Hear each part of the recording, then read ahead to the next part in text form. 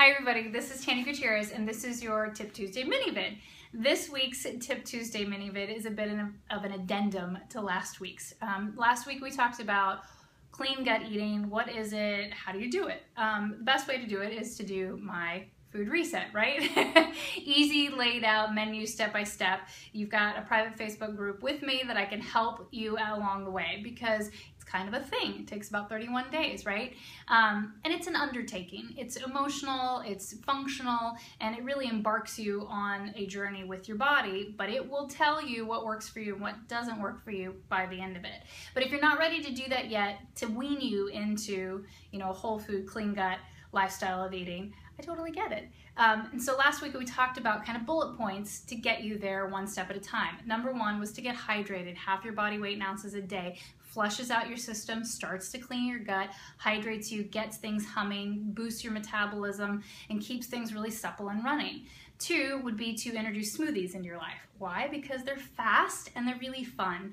And you can do organic frozen fruits, and not have to feel like you're spending a ton on fresh stuff that may go bad if you don't get to it soon enough.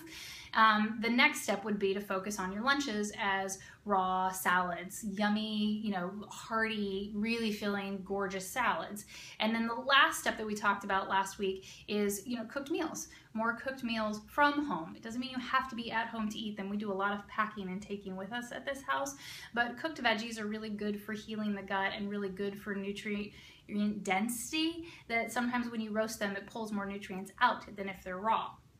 So that's the wean-in method, right? And that gets you so far with things and it's great. But then is there another level and another tier to it? Absolutely. My whole thing is better is better. Anything better that you're doing is going to be better for your fitness and your health. And it takes practice. Nobody does all of these things in one day. I didn't always eat like this. I didn't always live like this. I had really great pieces in place, but they were refined and they got better and better and better over time. So I encourage you all to do the same things. With last week's list and bullet points, you could do, one of those a month, get really good at it, and then layer the next piece in, okay? Once you have those pieces mostly in place, about 80% of the time, then you start to look at some of the other things. Okay, so you're not feeling completely better. Internal gut health, not so fab, right? Still some bowel issues, digestion issues. Where do you look? If you're still not ready to do the reset, which you should, then you go to the next 3 steps. 1, dairy-free.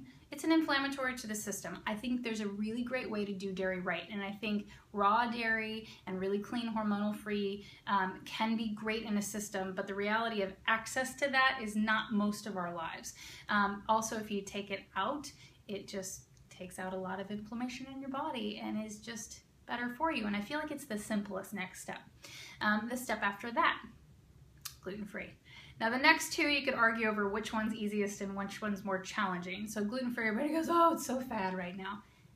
There's a lot of research behind it at this point, that it's not just a fad. And living a gluten-free lifestyle is totally possible, totally easy. Not initially. There's a learning curve to it like anything else, but it can be simple. It doesn't need to be complicated. And I really encourage you to look at that because there's so many things that affects. Skin stuff, psychological things, as well as the gut health and your fitness results of stuff. So again, it's an inflammatory to the system. It takes 8 to 11 weeks to detox from your body. That alone should tell you how hard it is on your system because it takes that long to get out of you. So that would be the next step I would suggest. Now the last one, everybody goes, oh my God, sugar-free.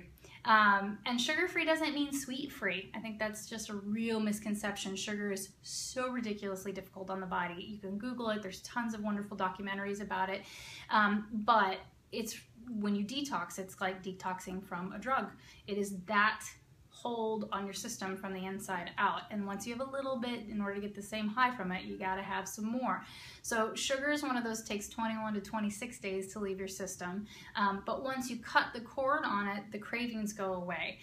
Doing the reset, there's lots of ways to supplement that cord cutting, sweet potatoes, but I've totally been sugar-free for a year and a half, almost 2 years now, and I don't even crave it. And I used to be that person who had a sweet treat every single afternoon, and I mean every single afternoon.